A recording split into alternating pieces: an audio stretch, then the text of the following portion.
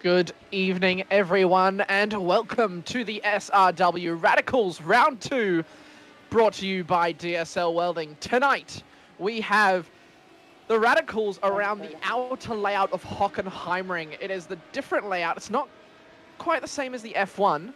Tonight, I am joined by Stefan McCartain in the comms box and Nathan Shibby, I forget his last name, Howard, producing and bringing us the awesome camera angles. Stefan, it's a good layout for these cars. What do you think? Yeah, look, with the outer layout, that extra, I suppose, third straight, if you want to call it the back straight, allows for another passing opportunity in these cars where the draft's quite OP, sort of similar to those F3 open wheel sort of cars. So I think it's going to be a lot more, opens it up for a lot more overtaking than the old F1 layout does. So it should be good. Looking forward to it. Yeah, I think that draft, as we've seen in most of these races, has come into play very, very crucially. We saw it in the F3s. I don't know if it was in the Radicals at Silverstone, but I assume it was. Silverstone is a very drafty track. Today we've got the temperature out in Germany at the track of track temperature 33 degrees and air temperature of 19 degrees. So roughly the same temperature as it's been all a couple of different rounds, whether that be the Porsche Cups, the supercars, the F3s. It all seems to be around the same similar track temp. So these guys will be nice and warmed up, getting those tyres ready, and should be some good quali. We've had just over 5.5 minutes gone, so about 15 minutes left. Yeah, look, it should be good. That track team allows for good close racing, and I assume the track state's pretty good as well. So we'll join the guys on track for quali and see what sort of lap times they can come out with. Oh, I'm just seeing that the practice has the track conditions. The practice has moderately low usage, so it was a 39% track, and it's all been carried over. So this track will only get faster and faster, I believe. Yeah, it should do. Generally, for your fastest track conditions, is somewhere around the 50 to 60% with iRacing. So with 40% at essentially 40% for Pracky, I'd say that come race time, the track's going to be blistering quick. Yeah. So tell us, Stefan. You know more about these cars, having come into them 2 weeks ago when they last came out. Tell us a little bit about these Radicals. Yeah, so they've got a 4-cylinder, 2.4-litre engine in them. Produces about 350 horsepower, but these things are sketchy to drive. So the faster you drive, the more downforce that's generated. But if you push it over that edge, you're gone, and there's just no way to save them. So that definitely shows the skill. You need a lot more skill to drive these than you would say the F3s, just because they have a lot more downforce on them. So it's going to be interesting. Obviously, you've got a wide vary of driver skills within SRW, so might see a few struggle, but might also see those guys near the front that are, always near the front, pull away and have some good battles. Yeah, tonight we've got, as we did 2 weeks ago, we got Cowie out on track, my co-commentator for the Porsche Cup on Thursday nights. How did he do last time out here with the Radicals? I'm not actually sure. I'd have to go back and check the standings just to double check it. But I think last time my memory serves me right, he got somewhere around the 12th position. Looks like he's finished P9, so P9 was nice. In so he got in the top 10. In the championships. Yeah, there he is. That's actually a very nice livery. Of course, promoting his music there. I love that livery. It's so cool. Look, it is simple but yet effective. Yes, very much so. So I'll run everyone at home through the championship points as it stands. So last time out we had Alex Court take out the win for After Dark Sim Racing. He's currently sitting in our first position, 6 points ahead of Nathan Burney in P2 for Locked On Racing. Robbie Griffiths, the Fishy Motorsport. I'm not going to call him the king yet, but he is one of their faster drivers, sitting in P3. Tom Curry, who looks to have quite a bit of pace. He's sitting in P3 now with quite a quick lap time. And Robbie Griffiths goes pole position by just over a tenth of a second, a 1:24.497. How's that for a lap? Yeah, it's pretty up there. I'd expect Well, Alex scored in P4, and he's obviously leading the championship, so that's obviously a blistering lap time to come out of the box. So we'll see if they might hopefully be able to break into the 23s. I think is the optimal sort of lap time. So we'll see how they go. So, sorry, I'll just continue running through now. Team SRW, Dean Sinkovic, one of our league owners, sitting P5 in the championship. Can he continue this great run of form that he looks to be having in this series? Scott Barton for After Dark Sim Racing in P6. David Unger, he looks to be one of the quicker guys, currently sitting in P2 in this qualifying session. He finished P7 last time out for Coast to Coast Racing. It'll be interesting to see if he can improve on that 7th of last time out and maybe turn it into a podium, because it looks like he's got quite a bit of pace. Yeah, it does. I think that first round at Silverstone just sort of allowed them to get used to the car. And this round, you'll see a lot more people that have obviously put the practice in and gotten used to the car coming to the Forte. So a few of those that might have finished near the back of the pack in the last one will probably be further forward in this one. Yeah, Alex Court seems to be quick in any car that he drives. He's shown that in the Porsche Cups and the V8 Supercars and the F3s. So he races in all of our series, and he's really come and brought a show to us and given us plenty of action to watch. He's an incredible defender on track, known as our resident wall here at SRW. And it'll be good to see him get off the line. He does have some good starting tactics. I've seen him get some good jumps off the line. Also, given that we have our standing starts. Yeah, it should be. Standing starts are not easy no matter what car you're in. So these things like to light up the tyres, so you got to be able to modulate that clutch nice and easy while still maintaining the revs to sort of get that tyre grip threshold. So yeah, we'll see how he can do in this round. I've raced against him in the Porsches and the F3s and always had good racing against him. So it's yeah, he's definitely one to beat by the look of it. Yeah, I think my favorite car, I think, to standing start in iRacing has to be the F3. It's so, if you perfect that start, there is nothing more satisfying than getting a perfect F3 start and just getting, I think it's about a quarter to half clutch, and you get about a quarter to half throttle. Best start you can get. It is so satisfying to nail and get a good getaway. Yeah, that's very different to how I start those cars. Not gonna lie. I normally just go full throttle and dump the clutch, and away she goes. Oh, as we just. Oh no, you can't do that. It's not too bad actually, surprisingly. I think that might have been in a recent update, but it's pretty much just dump the clutch and away you go in those cars now. Just secret to everyone out there that is having an issue starting those cars. Yeah, no, I found that whenever I dumped the clutch, my rear tires would just spin and I'd be dead. Yeah, I suppose it does depend sort of on the track as well. Obviously, the longer tracks with the longer gear ratios means it's easier just to walk away with higher revs and stuff versus, say, I don't know, if you're racing in Detroit versus Hockenheim, that sort of thing. But also depends on the setup that you run as well. Imagine these cars going around Belle Isle. That would definitely be a race to watch. Yeah, I think everyone would lose their teeth by the end of that one. I don't know. Belle Isle was one of the first tracks that I think I bought and drove. I think it was back when there was the... do you remember the BMW M8 D-Class series? Yeah, back in the good old days. Yeah, back like 2 years ago. And that was my upgrade from rookies. That's what I went with. I went with the BMW M8 GTE. And I remember driving around Belle Isle. And I don't know why, but I had fun around that track. I came back to it like a year later, absolutely despised it.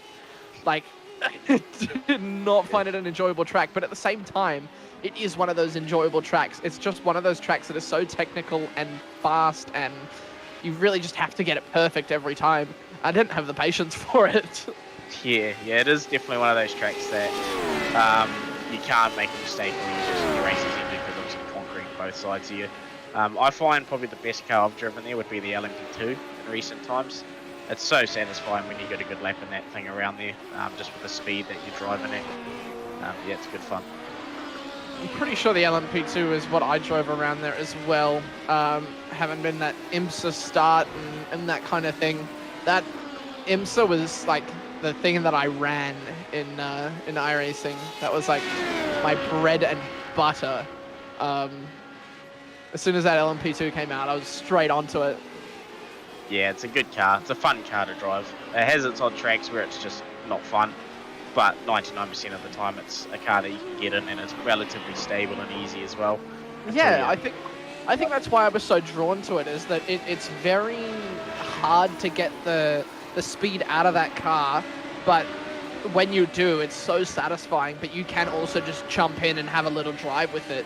Whereas these Radicals are so quick with these V8 engines, and having to downshift in these, you've got to actually blip the throttle when you're dropping down a gear. So it's a bit more technical than some of the others.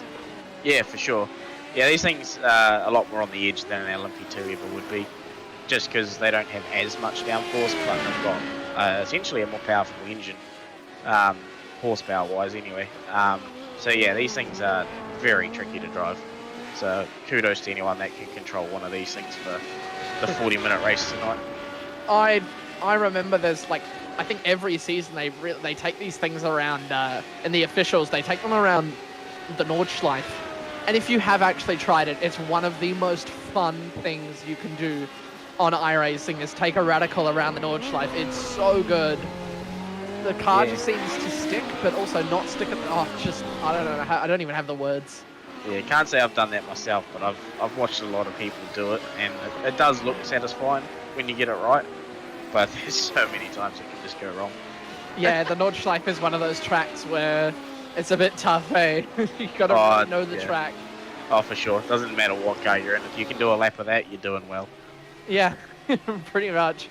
I remember when the Porsche GT3, not the 992, just the normal GT3 came out. I was doing some laps around there with some mates, and I just couldn't do it. I just did not have the pace or anything to drive that car around that track. It was insane.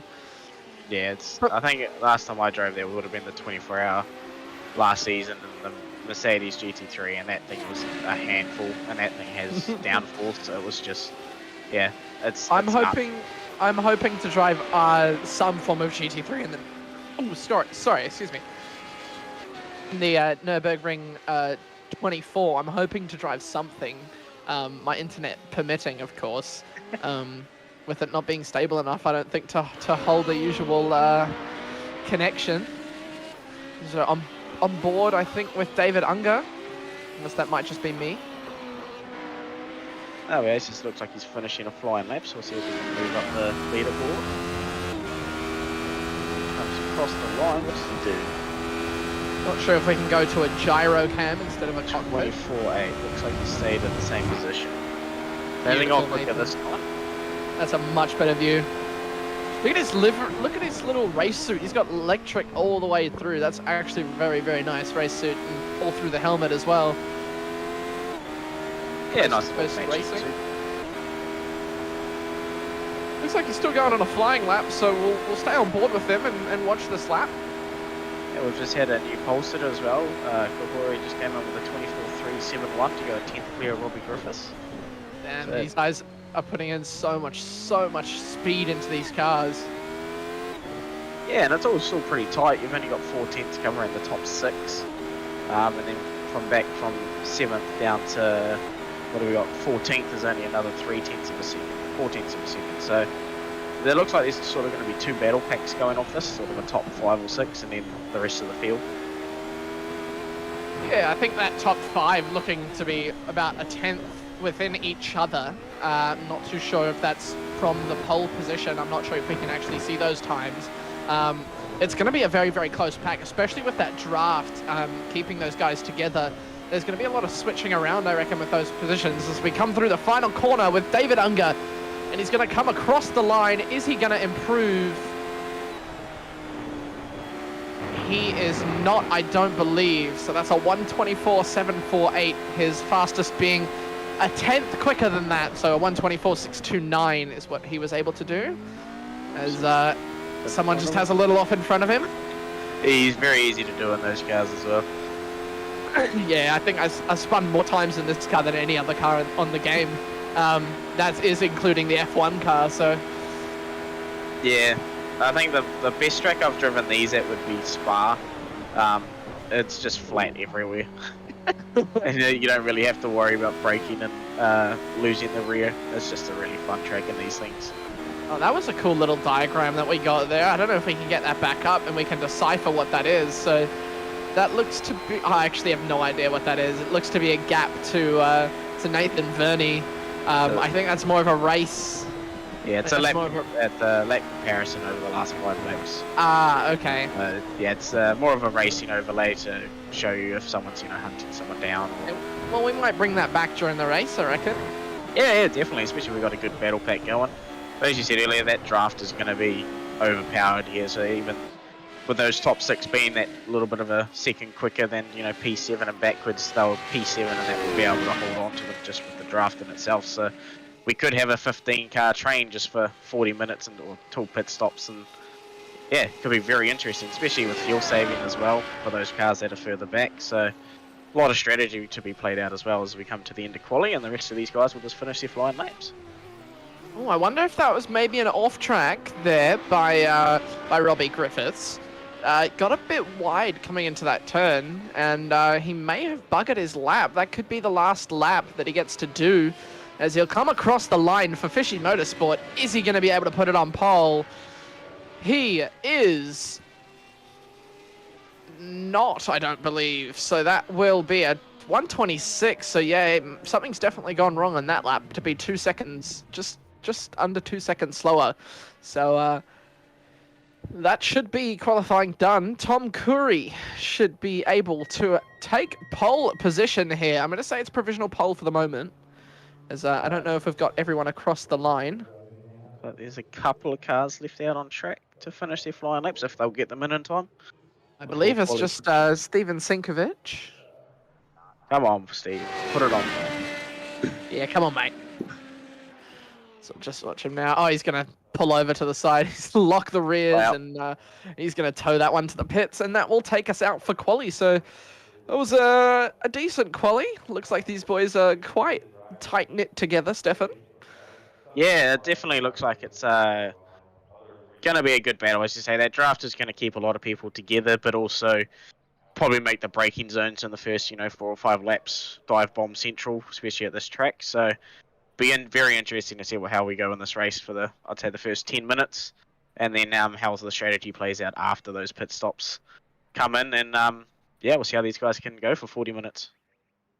Yeah, just give me one moment. I'm just trying to find it. It doesn't look like we have anything on.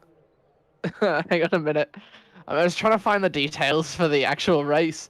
I'm not sure if there's a compulsory pit stop. Just give me 1 moment. I believe it's the same as the F3s, where it's a compulsory pit stop, have to change 2 tyres, and it's a 40-minute race. I could be wrong, but I believe it's the same as the F3s. Compulsory pit stop. So there is indeed a compulsory pit stop, I believe. But we don't actually have anything that is confirming that. I'm not sure how many tyres they have to take or how the fuel has been regulated, but there is our grid. So Tom Curry taking out the pole for the DSL Welding Radicals round 2. A 1:24.371, a very fast lap time, followed by Robbie Griffiths, Fishy Motorsports, P2. David Unger, Nathan Verney, Alex Court, Peter Morris, Callan Hodgkinson, Brad Wall, Greg Johnston for Team Greg, and Greg Leake for Team Greg. So that's a fifth row. Fifth? 1, 2, 3, 4. Yeah, fifth. Yeah, fifth row lockout for Team Greg. So love to see it. And Leon Williams and Glenn McLeod rounding out 11th and 12th. Yeah, we've got Mr. Andrew Cowan in 13th. Seeing if he can get another top 10 for this race. Steven Sinkovic in 14th. George Minnis in 15th. Scott Rankin. Oh, he's our safety car, so it looks like that's everyone there. And Dean Sinkovic in 18th will be rounding out the grid there. Yeah, George Minus. Easy to mistake for Greg, since he is part of Team Greg. Yeah. I don't know if we can get on board with, just watching Alex Court off the line. I do like to watch his starts. He's very, very fast off the line. This should be a good start to see. Yeah, well, he's definitely one of the better ones at the standing starts. He's got a few cars in Just front a of him, general so reminder, guys, these things we'll are see what they quite can do. hard And to I'd get say off those the two line, fishy so boys there's will gonna try be and somebody work needing together to there come as to the well field. to Just be aware for it, look for the spot. make their way to the front of the field and, not being biased, but hopefully the crisscross guys can as Copy. well. Yeah, Robbie Griffiths going to make sure that he gets the best start he possibly can. We've got 10 seconds until we go to the red lights. And it should be a very, very good race. Yeah, absolutely. Looks like they're just going to have that 2 minutes. Here come the lights. So, 5 red lights on screen, and away we go for round 2 of the SRW DSL Welding Radicals here on SRW TV. They get very close into turn 1. That's Alex Court. Sorry, not Alex Court. David Unger and Robbie Griffiths. Alex Court looking to have a move up the inside. Oh, there's a bit of contact with David Unger. Massive contact with David Unger. He's been spun round coming into turn 2. That's going to be a big hampering for his race. Tom Curry gets a very good start, gets away almost a second away from Robbie Griffiths. Alex Court pushing now to try and catch Robbie Griffiths and get up into those podium positions and maintain that championship leader spot. As we come down to turn 3, it doesn't really look like anyone's close enough to send it up the inside. There is one person in the background there making a pass. I believe it's Mr. Andrew Cowan on Mr. Williams. So they all get through there nice and clean. We're very interested to go back and see what happened with between Alex Court and I can't remember who the other. Was David Unger. Yeah, I feel like it could have been a bit of net code as we'll get the DSL Welding action replay. Behind Alex has got a nice big run. Looks like David's just braked a bit early there actually. Yeah, it looks like he has, yeah. Robbie. And I think it just caught Alex totally unaware. It does look like, he does have quite a bit of rear damage there, but yeah, well, it'll be interesting. Obviously, he's still on the race, and a long race, so you can definitely make a comeback from there. Well, Alex Court's made the move on Robbie Griffiths. I don't know if we can get a replay of that one, but that locked-on racing car of Nathan Verney is now in a little sandwich between the Fishy Motorsports boys, so he'll be wanting to get out of that sandwich as we'll get the DSL action replay of the Alex Court overtake on Robbie Griffiths. Oh, Robbie's just gone a bit wide coming into that final turn, so a bit unfortunate for him. Yeah, it's just easy to do at that corner. You lock a brake and you're hung wide, and it's very much like the carousel at the Northlife where if you're out of the groove, you lose the second easy. So easy to mistake, especially on cold tyres. So I'm sure Robbie will stay in the draft here of Alex and either play the long game with fuel save, or he'll try and push back for that position and make his way back towards Tom at the front. Now, I believe we've been joined in our comms box by one of our league owners, Dean Sinkovich. How's it going, mate? Yeah, you're going pretty good, mate. Just watching these cars. Are you not racing tonight? I've got some technical difficulties, so yeah. Yeah. Have you tried turning it off and on again? Everything, Stefan, everything. Oh, that's a bit unfortunate. Well, you're welcome to come and join us, Dean. We'd love to have you on here and give us a little driver's update. Maybe you can be our little pit lane reporter and get all the juicy goss from race control and I might drop in from time to time. How's all that? the driver chat. Yeah, Sounds love good. it. All right, gents. Leave you to enjoy. Sweet. Cheers, mate. We got we got Callan Hodgkinson making a run on two CXR members here. They, number one rule of teammates: don't crash each other, especially when the team bosses watch. I'm just wondering if Nathan is able to. That's a lovely move up the inside there. Look at that. He's going to have to defend on the next corner, but he's got the run. A lovely move there from Callan Hodgkinson, and a lovely view there on that rear left tyre from Callan Hodgkinson. As we're coming on the run into turn 4 now, or 5, I cannot remember, but there is a little chicane. So it's 1, 2, 3, no, it's 4. No, 5, because there's the long left. So I believe that is turn 5, and he's gone up the inside. I believe that's Brad Wall on the inside who had a look, and he's got the move done on Greg Johnston behind.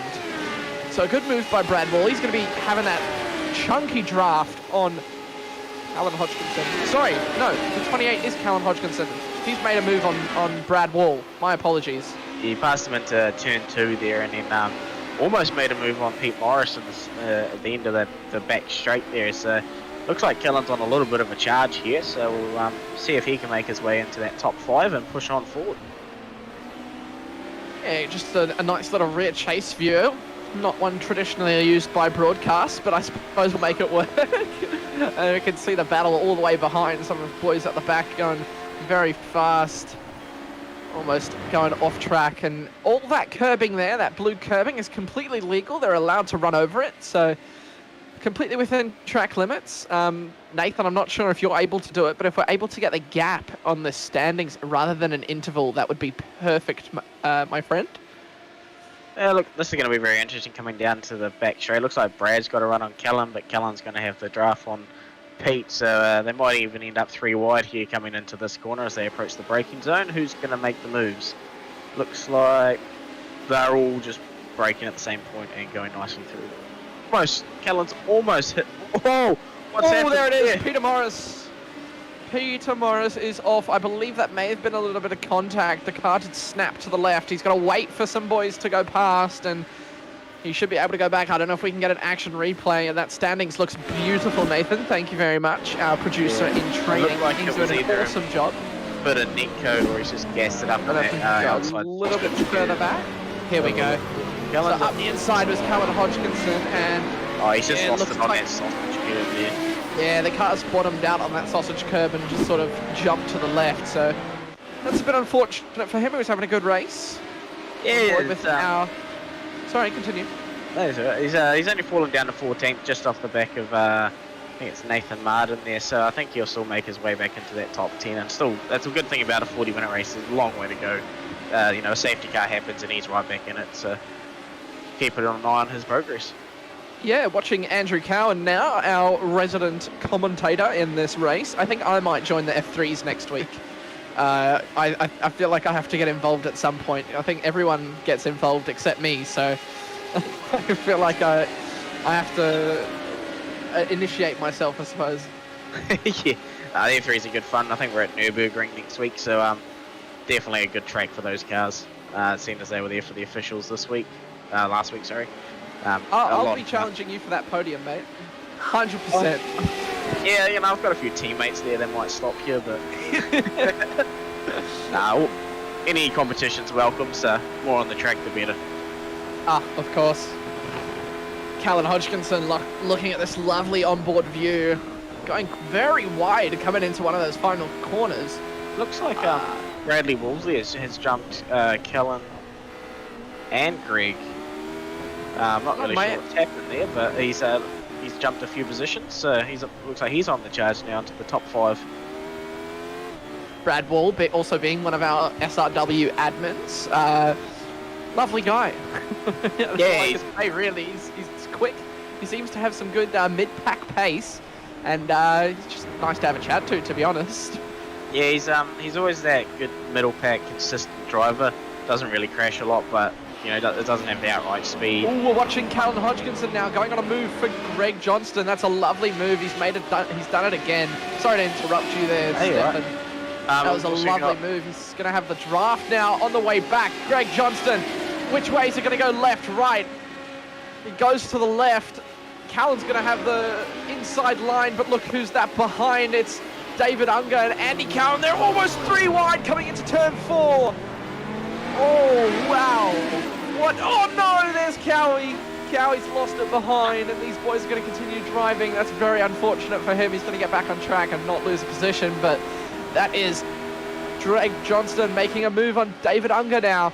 These boys almost making contact. They're almost 3 wide coming up to Callan Hodgkinson. David Unger gets the move done. No, he doesn't, sorry. That's Greg Johnston getting that move. So David Unger with that damage on the rear. Unfortunate, but a lock-up for Greg. And he's gone off where Sebastian Vettel went off in 2018 and binned his car out of the lead. That's very unfortunate for Greg. Yeah, again, it's very easy to go too hot into that corner, and you're almost better if you're going in too hot to just try and steer a bit more with the banking or the camber of the corner versus I think that's why it going is. that brake. I think that's why it is so easy to mess that corner up, is because you think the car's just going to sit into that banking, into that groove. It's almost like the hairpin at Nürburgring. You can go into it way too fast because you think that the banking of the turn is going to pull you back in, but sometimes it just doesn't. Yeah, exactly. It's one of the characteristics of this track. You've got that corner there, and you know, what 4Ks of straight line, and then you've got to go through a corner. So it chucks a bit of a variable up for these guys, especially in a car that's so low to the ground as well. It may even be bottoming out there on the exit. So yeah, they might have to try and find alternative lines. Oh, a big lockup. Is that for George McLeod? Oh, sorry. Sorry, I'm going to get that name right. Glenn McLeod, almost there. And Leon Williams looks to be almost able to get that position. Not able to get it done there, but is he going to be able to get it done down the straight? He's got the inside. He looks to have it done, and he does. They're still side by side, though, around that outside. Lovely defense by Glenn. That is awesome driving, and getting amongst it now is, Greg Johnston. And in front, Calvin Hodgkinson's gone off as well, so he's going to drop back behind the field. This is chaos, Stefan. Yeah, it definitely is. It really does look like everyone is struggling with that banking corner, because it looks like Callan's gone off there as well, or somewhere in that vicinity. It's just chaos for a 40-minute race. They're definitely throwing up a lot here, so I'm sure these drivers are enjoying it just as much as we are. Well, they're only 10 minutes in. I'm going to need a breather in a minute. Yeah, they're definitely throwing it up in that mid-pack. Oh, so we got another move from Greg, is it? Oh, it's yeah, Greg's on the back of Leon here. I reckon Greg's going to make this move into the hairpin with the draft that he'll get, as long as he's not running max wing angle. He's not really gaining a lot here on the straight. Maybe he won't be able to have it unless he sends it under brakes. Is he going to? No, he's not. It's because Leon was getting the draft from Glenn there. He's going to go up the inside though. Leon's run it wide. Well, they're going to run down this third straight now into the stadium section. We'll see if Greg can get this move done this lap, or if Leon will hold it around there. They're going to say side by side on board with Leon Williams, the 198 car on the left-hand side. I am possibly blinking. Maybe I blinked out there, but a good move there by, who's that? Glenn Johnston. No, Greg Johnston. Sorry. Greg, and then Glenn in front of him, and Andrew Cowan as well, up 6 positions into P7. A lovely race he's having. Yeah, even with that little spin, he didn't lose any. He only lost about 5 or 6 seconds from it. And with those two, with Greg and Callan both making the mistakes, it looks like Callan may have made another mistake. He's just dropped a couple of positions. Cowie's back in the 7th after qualifying 13th, so he's having a good run. Yeah, I wonder if we can get actually a action replay of what Callan has done there, because he has lost quite a lot of time just really quickly there. I'm not sure if I can do that, Nathan. I think he's just yeah, looks like it's yeah, same corner. Just a lock up. Yeah. Keep the other. Just got the rear, and the rear tap was just quite too much for him. And that's like very his unfortunate straight, for so him. he'll be able to drive on from that. There's 2 laps in a row. He's sort of made an error around that one. So we've got Pete Morrison making a move up the side of Nathan here. They're going to go side by side down this back straight again. Looks like Pete isn't quite side by side. Does he have an overlap? He doesn't, but he's going to have the speed possibly to get alongside him into the next corner. This is a very, very fast right-hand corner. Is he going to have the speed? He's not. He's going to have to sit behind and maybe have that move on the next lap. Yeah, I think if I was Pete there, I probably would have tried to pull him behind to get a bit of a slingshot move going into there and just send it a bit harder through that corner. Given just how long the straights are, but you've also got 3 other straights on this track that he can quite easily make a move. So, although it has allowed Callan to get right back on the back of them, so it's going to be interesting coming down to, I think it's turn 4 at the hairpin. I reckon they'll almost be 3 wide going into there with a look at this. Well, I'm sure that these boys has just about just over 26 minutes left. These boys will be looking and thinking about their pit stops right about now, I reckon. Around the 15, 20-minute mark, about halfway through, these boys will start coming into the pits, and around the early pit stops will be those boys trying to get an undercut, trying to get in front of the other boys. And we can see this battle is really heating up, and we're only 14 minutes in, Stefan. Yeah. Definitely depends what sort of fuel strategy they're playing. I believe it was not restricted for fuel in these cars, just because they do have such small tanks. So they can either run, I'd say most people probably filled up for the long run and get that little fresh tyres, low fuel, sprint towards the end where we have even quicker times. So, but these three here in the mid pack, putting on a hell of a battle for, as you say, 14 minutes in. Still got not even halfway there yet. Just looking at our timing screen, just having a look and seeing the possible intervals Martin's about. made a mistake and gone off and let Pete and Kellen go through there. Just run a bit hot and wide and into the gravel. Yeah, a lot of mistakes seems to be happening in these cars, but that just shows how much skill you need to drive these cars consistency. As we see Peter Morris coming into the pits, he's going to be one of our first pit stops tonight.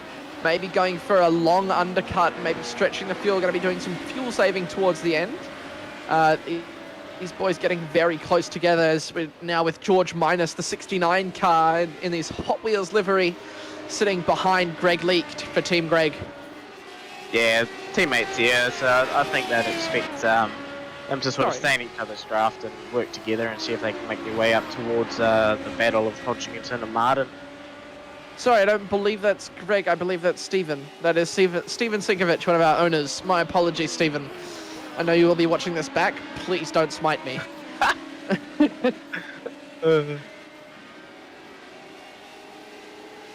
It looks like Nathan here. Want to give us a replay of that dropped there, Nathan? a couple of positions, so we'll go and have a look to see what's happened. Our producer will get that up real shortly for you guys here. What's happened? DSL action replay.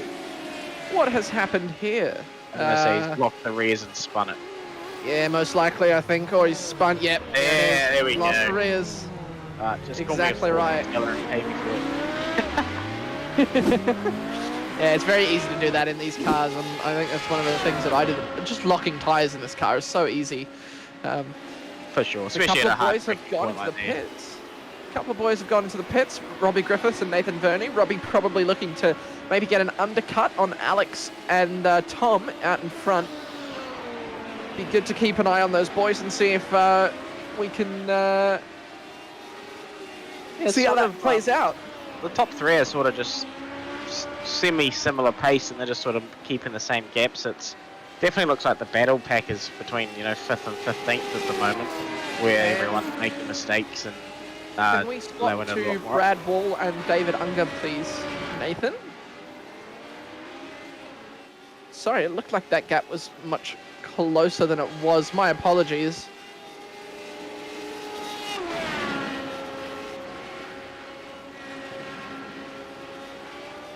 Thank you for that. Our little voice in the ear, Nathan Howard tonight, our producer in training. Doing an awesome job tonight, mate.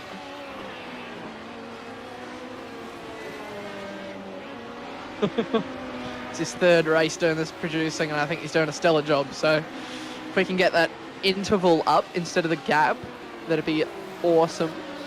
As Alex Court and Tom Corey. So if we can go on board with Nathan, no, who went into the pits first? It was Robbie Griffiths. If we can get on board with him and just see where he comes out compared to those boys in the pits.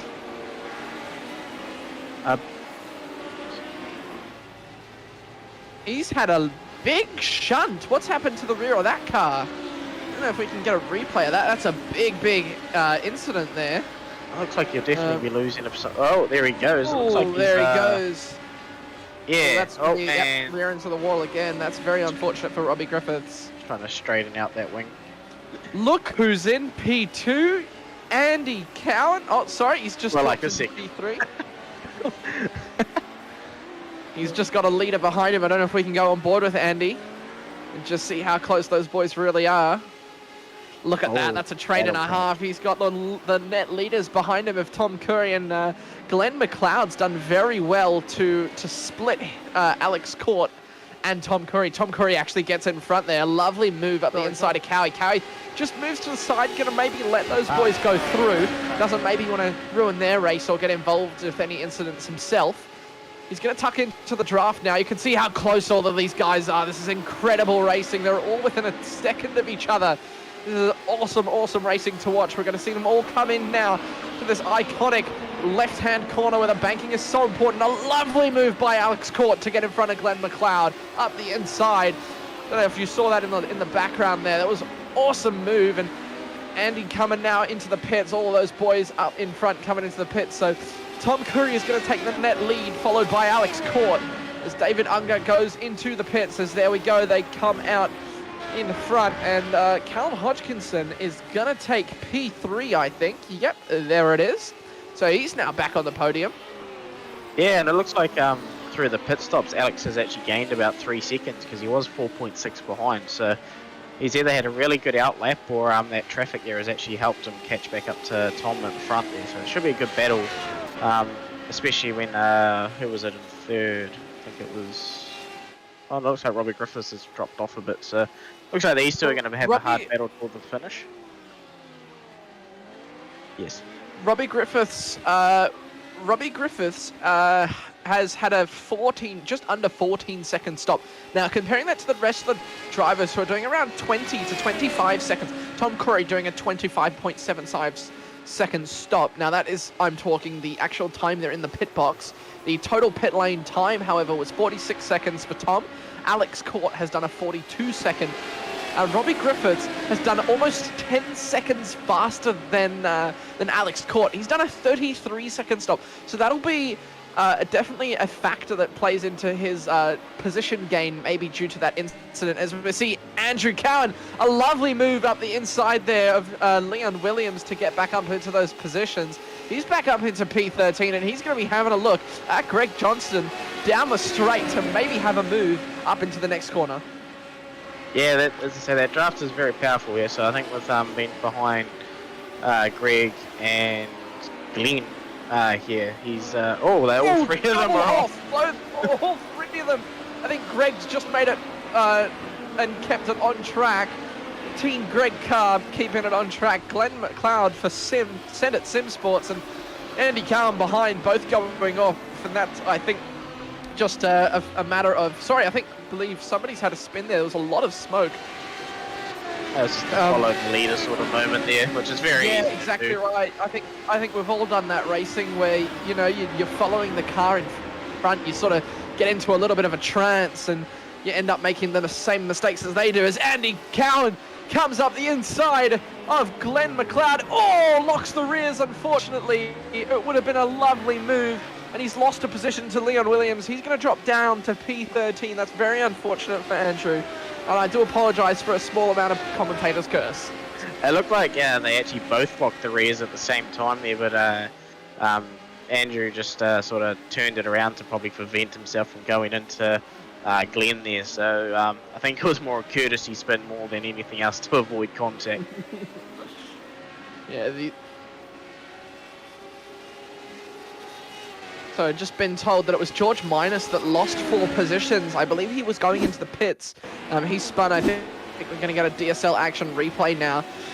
As we can see, he's coming through into the last corners. I'm not sure if he was going to go into the pits, because I did see him he's caught grass on the outside tyres there and just gone off. He's kept it at the wall though, so he'll be able to continue very well. Yeah, just another little harmless spin. Yeah, it looks like he just caught a bit of curb and grass on that turn, and it just sort of drops the left rear and away she goes. Go to Nathan Verney if we can, please, Nathan. As he's having a nice look at a very crippled Robbie Griffiths. He's going to have a look up into turn 4 and looks to have that move done before the corners even hit. So that's a great move by Nathan Verney to maybe get some crucial points to maybe close that gap to Alex Court in front. Yeah, I think with Robbie's bent wing, it's just sort of a salvage drive now. With his pit stop done, he would have possibly already used his fast repair as well. So yeah, I think he's just on a bit of a recovery drive and just salvage as much as he can. Now we've been told by our producer that he's found the incident that Robbie has had. So if we can have a look at that, that'd be awesome to see what has caused this. It looks like he's slammed into the wall very, very fast. So we could see him come now into one of the final corners, and maybe, he's coming a bit too fast. Maybe the rear end's, slammed into that wall rear first, and he's come away a bit lucky there, I reckon, to be able to keep that car going. Definitely could have been a lot worse. Could have lost the whole rear section and had a meatball requiring him to pit. So being in P5, he does have that little bit of straight line speed disadvantage, but he's also got Cullen in front who hasn't pitted. So P4, and he's got a bit of a gap to David and Stephen behind him, so I think he still might be able to, aim for that top 5, but 16 minutes to go, a lot can happen when you've got a slightly damaged car. Now, if my SDK live timing serves me correct, Callan Hodgkinson and Steven Sinkovich have not pit yet. I'm not sure if, Nathan, you're able to pull up the pit stops onto our standing screen there, and we'll be able to have a look if they have actually stopped or not. But according to my standings, it does not look like those two have gone into the pits. As, yeah, we can see there, those two haven't. So they're fuel saving quite a lot to make that car go all the way to the end. I believe they do have to take tyres as well. So these boys will be wanting to definitely get those cars into the pits and out as fast as they can. Yeah, I think they'll be playing the safety car game and trying to hope for... as we see Callan actually pull into the pits as we speak, so he's bit the bullet and come in, so it's just Stephen left, so we'll see if Stephen can save enough fuel to potentially wait for that safety car and jump a few people just with the strategy.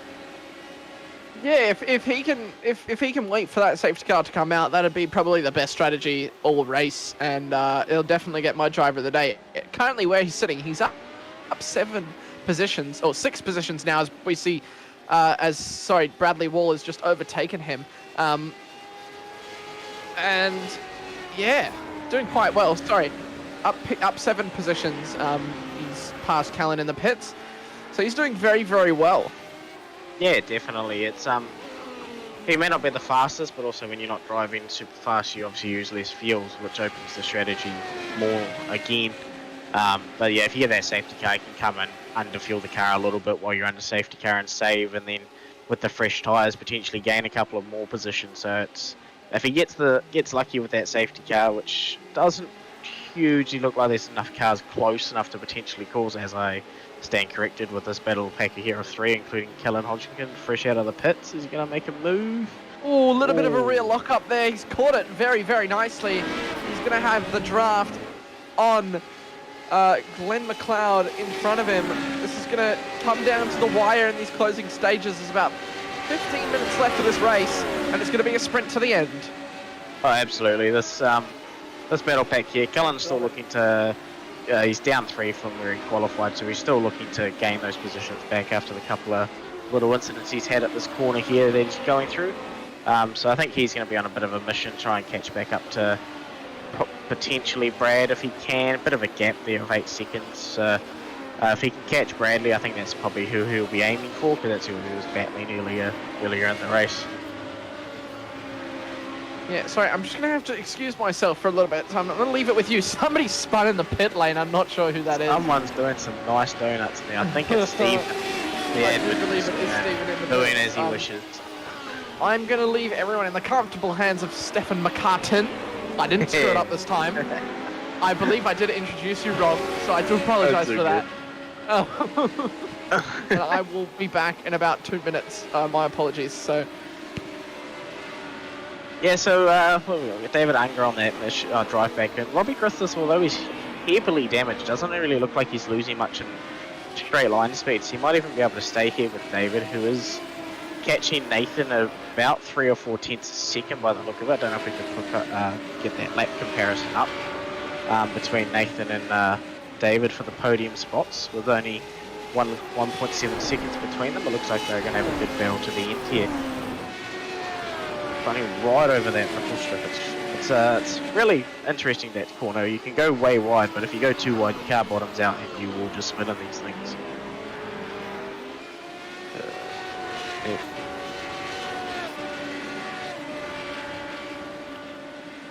Looks like Callan's made his way back into P9 after Stephen's pit.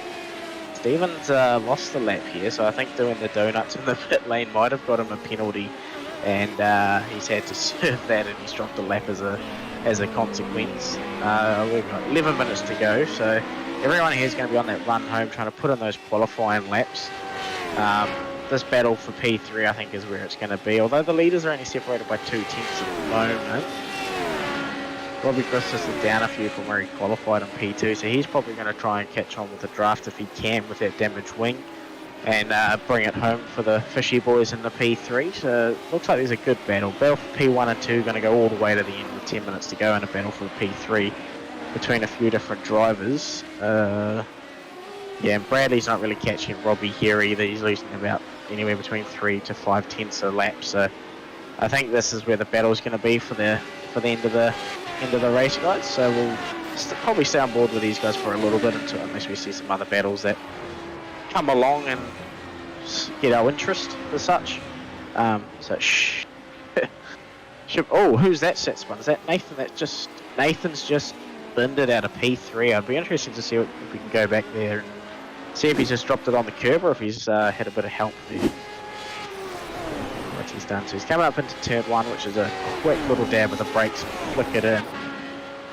And he's just lost it all by himself, pushing that little bit too hard. Hold your brakes, son. Good man. So he's come back down to 5th now, lost 2 out of that. So that's promoted David Unger back into P3. So he's covered really well after that accident. We've got a nice battle for the top 10 here. With Leon and Mr. Andrew Cowan, Glenn McLeod and Callan just in front of these as Andrew goes for a dive into turn 2. Looks like he's made it, and Leon's just let him go, surprisingly. So that's could just be a bit of a strategy game there. Get in the draft, save some more fuel. Might underfuel the car there, and he's just looking for a bit of a run. And it looks like Callan isn't really getting away from these guys either with the draft, and we've got Peter Morrison making just behind them. They're looking to make a move and catch this battle pack. And he's gaining at about a second a lap as well, so I'd expect Pete to be on the back of this battle in about 3 or 4 laps, and then by then he should be able to make his way through, so he may even come back through to be a top 10. But yeah, we got battles galore, guys. Don't know what really to go with 8 minutes to go. It's going to be a hell of a finish here for the SRW TV Round 2 Radicals. Sponsored by DSL Welding.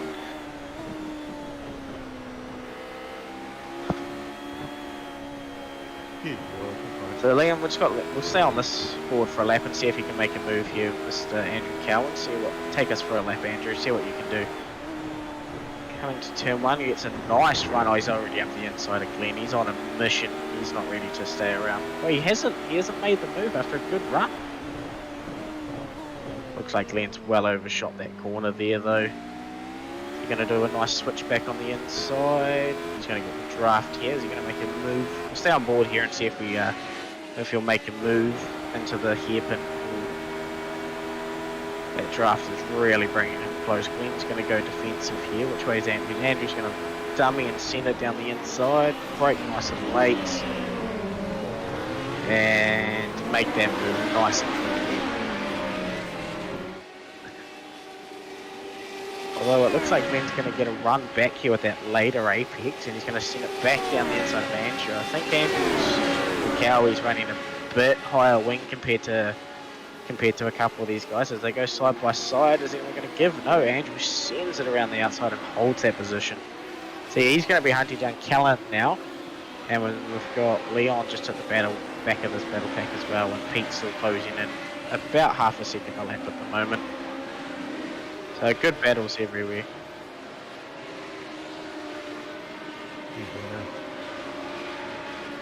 Yep, we'll jump up to the front now between Alex and Tom. It looks like Alex has actually made a pass in front of Tom, so we'll for the battle pack is 7 minutes to go, which roughly looking like about 5 laps, 4 to 5 laps. I think Tom's going to make a move here shortly. We'll go back and have a look at the pass. Alex has just got that nice draft. Tom's tried to hold it, but he's just ended up being forced a little bit wide there, so he's conceded the position, fallen back in line, and he'll probably draft back past him, I'd say, on this back straight as they approach. Oh, he's going to send it. Nice manoeuvre as they go side by side down this back straight. Hopefully this lap car will get out of the way when they catch up to them. I believe that's Mr. Greg Leak in front of them. A few seconds up the road there, but they're going side by side into the hairpin here. Who's going to be the late breaker?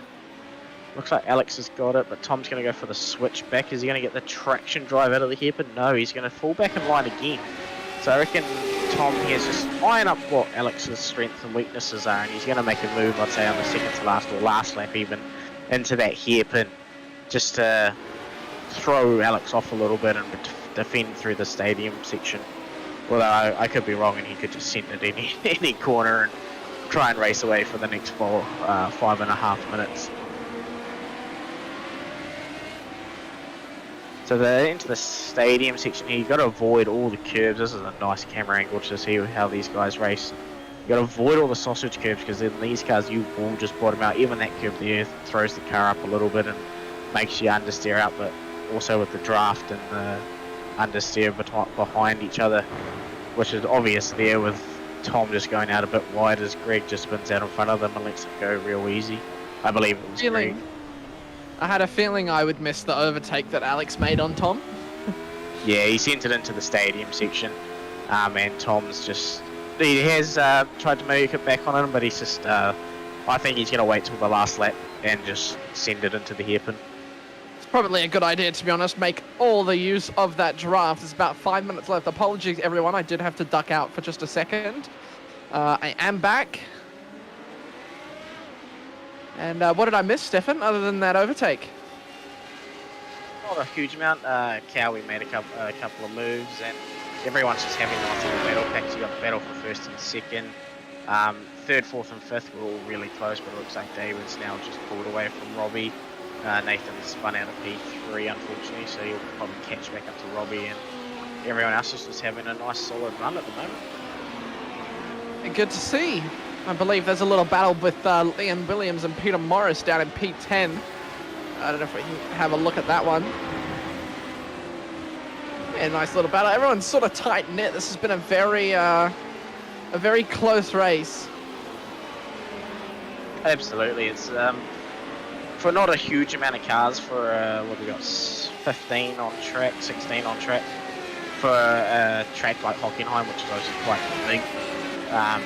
They're definitely putting on the show tonight with action everywhere. Yeah, these boys definitely made it look like there's more than 16 cars on track, because I believe Stefan is racing, Dean is not. And there's a spin! It's Cowie who spun, unfortunately. I was just thinking he was doing so well, and I was going to give him driver of the day, and he spun back down to P13. That's so unfortunate. Oh, we'll just have a nice DSL action replay of that. Oh, he's actually been it All on the traction. glory, I believe. Yeah. So you can watch. If we can go back just a little bit, we can see when he comes over that curb, he actually just hits the inside curb, and it unsettles the car, which has forced him into that spin. He's probably got a bit power hungry, which is very unfortunate. He was having a very, very good race up until that point. Lost a lot of positions. Yeah, and there's not really a lot of time left either for him to claw them back. Yeah, as you say, he's just clipped that inside just a little bit too much. Here. Yeah, he's just see how that right hand side was very bouncy, so very, very unfortunate for him. Nick Martin up 6 positions, sitting in P11. He's having a pretty good race, racing for himself. I don't want to say himself. Hang on a minute. Hang on a second. I'll find this out in just a moment. Nick Martin. Yeah, might just be racing for himself, to be honest. Apologies if you do have a team. He's doing very, very well. Tom's crashed. looks like So Tom's what's had a bit there- of a here up front. Something has happened at the front. Alex is still in front. Tom is behind. I don't believe there was a crash. He may have blinked out. That may have been what you'd seen there, but it does look like Alex does have a little bit of rear damage, so maybe these guys had a little coming together. I'm not sure if we can get an action replay from Nathan. That'd be awesome. A DSL Welding Services action replay. These boys coming into turn 4, coming in very hot. You can see the right-hand side of the car. Goes to the right, darts to the left, and you see a little bit of contact, and he goes very, very deep, so making a late move, and it just didn't come off for him, Stefan. Yeah, he's definitely trying to make that. He's definitely got more pace than Alex, but it's just so hard that when you get in the draft, Alex is just able to stay with him. So I think this is potentially the last lap, or is he one more after this? I think it's going to be a dogfight to the end. I believe this might be the last lap. Let me just... Looking at the time, I can't actually tell. No, I would say this will be our last lap here. So we'll stay on board with the leaders for this lap. It looks like Tom's got a overlap coming into this hairpin. So yeah, he looks Alex, like he might if we can get on board. He's gonna have the inside line coming into turn 4. Will Alex get the better run? He probably will. Those boys both get a little bit of wheel spin. They're side by side. It's gonna come right down to the wire here in the SRW Radicals, brought to you by DSL Welding. Yeah, he's definitely got an overlap. Alex is one of the hardest to pass in the SRW, so he'll have to send it and make it stick. So we'll see what happens. He's made it up the inside. He looks like he's got it. He's going to have to cover that inside line. Alex going to have a nice lunge up the inside. No contact there. They're so close. Tom Cowie. I don't know how to pronounce your last name. I'm so sorry. Alex going to have another nice lunge up the inside, but it's not going to be enough. Tom Cowie is going to... I'm going to say Cowie. I'm going to stick with Cowie. He's taken the victory here at Hockenheim, followed by Alex Court in P2. What a last lap battle we just had.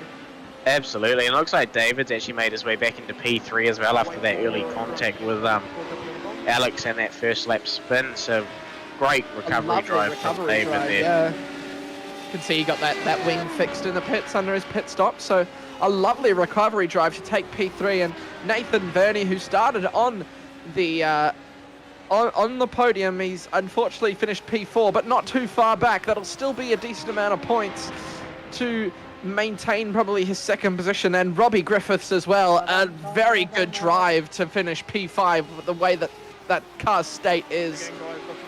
Following him, we have Brad Wall and Greg Leake, George Minus, and Steven Sinkovich as well. But all three of those drivers being lapped, finishing their race. And Brad Wall and Callan Hodgkinson having a little battle just before we come across the line. I don't think Callan's going to have enough unless Brad spins it on the final corner, which I don't believe he will. He'll come home to take P6. And it's been a very, very, very action-packed 40 minutes here in the Radicals. Yeah, absolutely. P6, P7 for Crisscross there. Pete Morrison rounding up this nice little battle block here for P8. Glenn McLeod 9 and Leon Williams is in top 10. Yeah, Nick Martin taking out P11 from Greg Johnston. And Cowie, mate, you're having such a good drive and you've just bottled it. It was a good drive from Cowie as well. It shows that he's got the pace to be up in that top 5, so I reckon he'll be eager to show his pace in the next round. Yeah, as he said, he's been having some computer issues, so didn't get much practice in it all before this. I think if he can forget those sort and actually get some practice in, he's definitely a top 5 driver in this Radical series. So after that 40 minutes of pure action, I don't think there was a dull moment in that race. Tom Cowie will take out the race win. An incredible last lap battle with Alex Court, who takes P2 for After Dark Sim Racing. David Unger for Coast to Coast, taking out P3, 20 seconds behind the leaders. So that just shows how much consistency those two up the front had. They didn't put a foot wrong. There was no real mistakes by them. Nathan Verney taking out P5, Robbie Griffiths for Fishy Motorsports as well. Brad Wall, Callan Hodgkinson, Peter Morris, Glenn McLeod, McLeod, I'm going to say. Leon Williams are rounding out the top 10.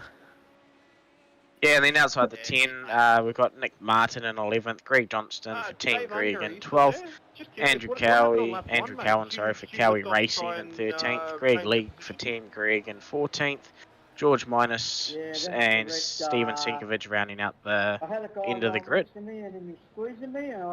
Wait, I'm just going to see if I can get these boys in for an interview. Yeah, it looked weird, but that's exactly what I said it was, so yeah, that's all good. Yeah. Thank you all for coming in and watching as well as we head on to our post-race interviews. Don't forget to like and subscribe to SRW TV and also like on our Facebook page when you can get notifications every time we go live. Yeah, it's awesome to have that. Now, we've got Alex Court for the moment, so I'll bring him in. our P2 for the night. Oh, hang on. He's dropped out. Where's he gone? Where's he gone? Hey. I'll bring him back in. Oh, hang on a minute. I think he's with race control at the moment, so we might just leave him in there with Scotty for the time being. I believe that's still the After Dark thing. I'm not too sure. I'll just go in and check. Just give me 2 seconds. Yeah, no worries at all. Is anyone else? I'll check if I can bring anyone else in for you guys while we wait.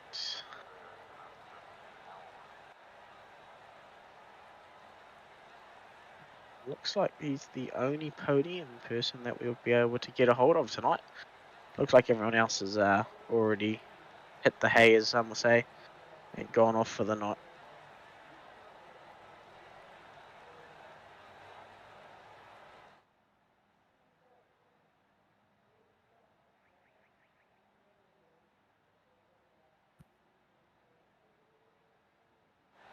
Sorry, they were just having a little meeting. I've just asked to if they could save it till after. I'm not too sure where David Unger is, but I'll bring in our P1 and P2 for the night. Tom Curry and Alex Court.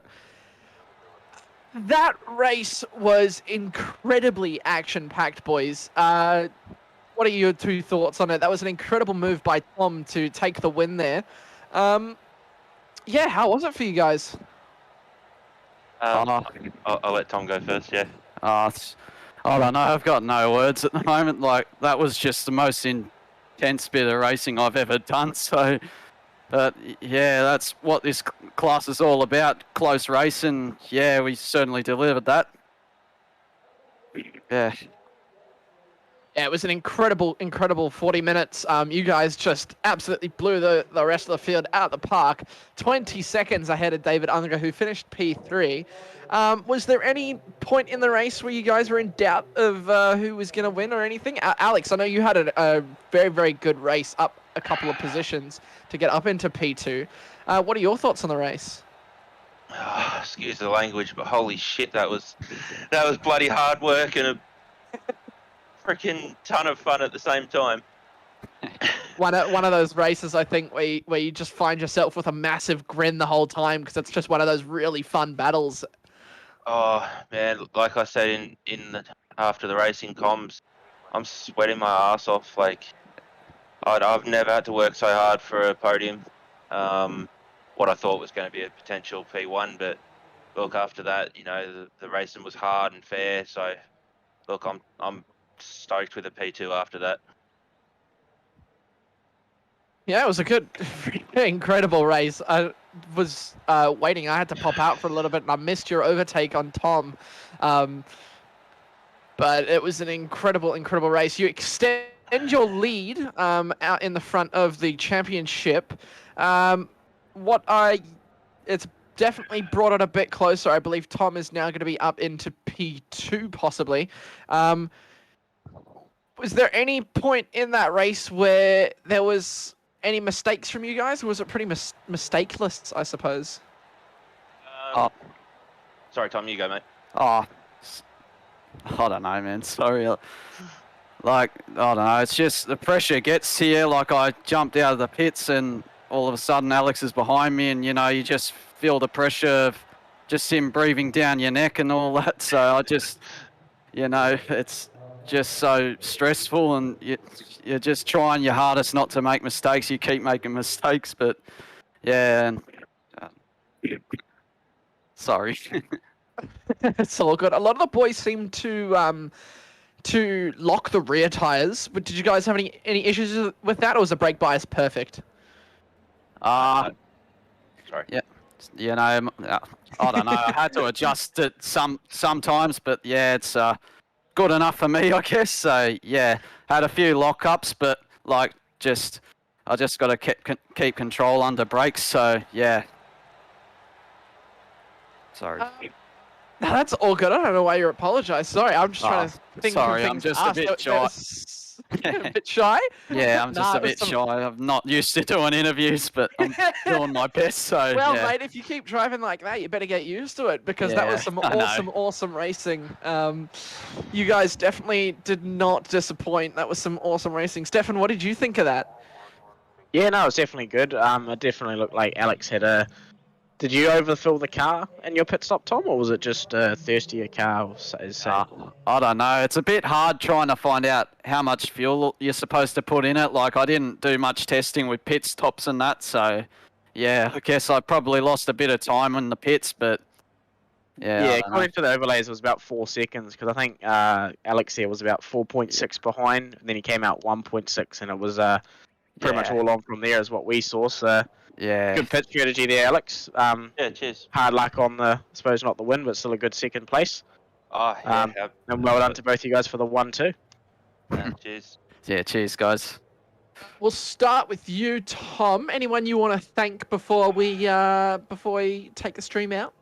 I don't think we'll be getting David in here, unfortunately. Yeah, I'd just like to thank my family, of course, and thank my sponsors, Storall and Compost, and yeah, just pretty much everyone that goes behind me all the time. So yeah. Who were you racing with tonight? Apologies, TK Simsport, was it? Yeah. So I'm Sorry. pretty much a privateer, to be honest. So yeah. All good. Oh, right, TK, Tom. Yeah. Sorry, how do I pronounce your last name? Curry. Curry. Okay, I'll get that right now. I think Yeah. that's what I was pronouncing it before, wasn't I, Stefan? Or was I fucking it up? Stefan? He's gone. I'm there. all- My headset was playing up. Oh, all good. Was I pronouncing his last name right? I think you settled on it at the end. You were, yeah. And then Okay. during the race, you might have changed it, but yeah. All right. Say it one more time, Tom, and I'll remember it. Curry. Curry. Yeah. Done. Okay, Alex. Back to you now. Anyone you want to thank? Yeah, look, obviously all the SRW boys for putting on this awesome series. All the boys at After Dark Sim Racing. Scott for engineering for me tonight. My own 2 personal sponsors, DSL Welding Services and Racing with Autism Australia. Then we've got our team sponsors, DSL Welding Services, Corp IT, Dragon RC, Above and Below Stump Grinding, Tree Minded, Mod Tint, Racing with Autism Australia, ABC Transport, and AA Designs. And as always, a massive shout out to Gary Bradshaw across in New Zealand for tuning in and watching. Also give a shout out to all my family and my lovely wife, Fiona. Thank you very much, Stefan. Would you like to do the honors of taking us out? Absolutely. Just congratulations to you guys again on your podium finishing places.